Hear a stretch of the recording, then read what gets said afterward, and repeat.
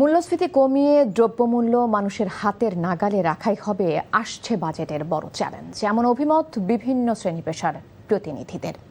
এনটিভির কেমন বাজেট চাই আলোচনায় নাগরিক সমাজের প্রতিনিধিরা উদ্যোক্তাদের বিশেষ সুবিধা দিতে সুদ মুক্ত ঋণ প্রদানের দাবি জানান। একই সাথে জ্বালানি সংকট মোকাবেলায় সোলারের সহজলভ্যতা, ডলার সংকট এবং নিরবিচ্ছিন্ন গ্যাস সংযোগের দাবিও জানানো হয়। জুবায়ের প্রধানের রিপোর্ট। দীর্ঘ 17 বছর ধরে এই অনুষ্ঠানটা এনটিভির বিশেষ অনুষ্ঠান কেমন বাজেট চাই আয়োজনে উপস্থিত হন মন্ত্রী, অর্থনীতিবিদ, ব্যবসায়ী প্রতিনিধি সহ বিশিষ্টজনেরা।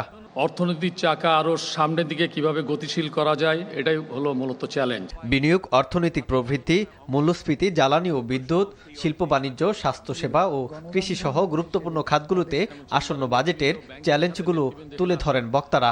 নাগরিকদের জন্য অ্যাফোর্ডেবল প্রাইসে আমি যদি 28% যদি কাস্টম ডিউটি এখনও, যেটা সারা ওয়ার্ল্ডের মধ্যে সর্বোচ্চ, এবং সেটা কিন্তু ইম্প্যাক্টটা পড়ছে আমাদের দ্রব্যমূল্যের উপরে।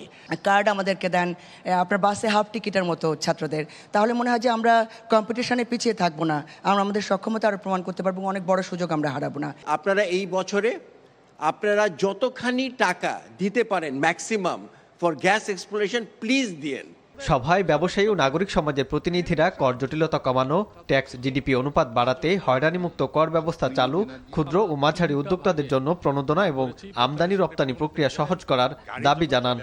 যে সেবা খাতে নারীদের কতটুকু সহযোগিতা করা চায়। অনলাইনে ডিজিটাল কমার্সকে যদি আমার উৎসাহিত করতে হয়, তাহলে এটাকে অন্তত 5 বছরের জন্য ভ্যাটের আওতামুক্ত রাখা দরকার।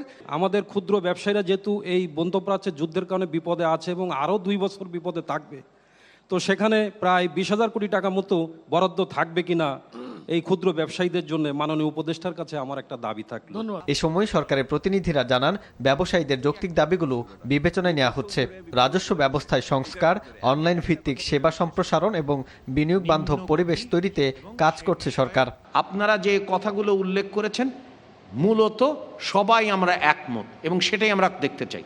অর্থাৎ বিনিয়োগ বাড়াতে হবে, বিনিয়োগ বাড়লে উৎপাদন বাড়বে, উৎপাদন বাড়লে কর্মসংস্থান হবে, তারপরে আপনার ভোগ বাড়বে এবং করের যে চক্র সেটা সক্রিয় হবে।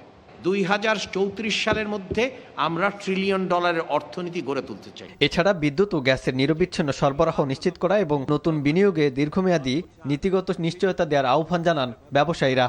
জুবায়ের প্রধান, এনটিভি নিউজ, ঢাকা।